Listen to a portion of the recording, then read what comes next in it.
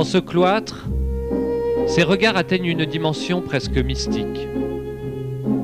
Après des vies difficiles et souvent bousculées, ces hommes se reposent désormais dans cette maison de Normandie.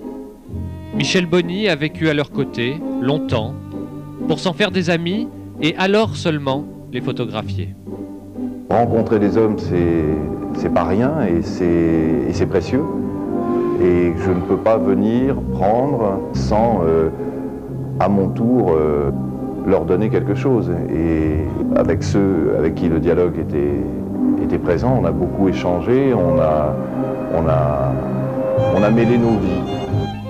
Pour ces anciens compagnons d'Emmaüs, la pauvreté est aussi synonyme de don de soi. Tous, même malades ou parfois handicapés, travaillent à leur rythme.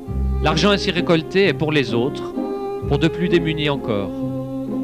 Je veux dire qu'Abel aussi est un homme qui témoigne d'un courage extraordinaire parce que pour se rendre dans cet atelier où il récupérait le cuivre, il se déplaçait à l'aide d'un déambulateur et il mettait à peu près une quinzaine de minutes pour faire 30 mètres. Et quand il arrivait devant son établi, il poussait son déambulateur et il basculait contre son établi et comme ça il avait son équilibre.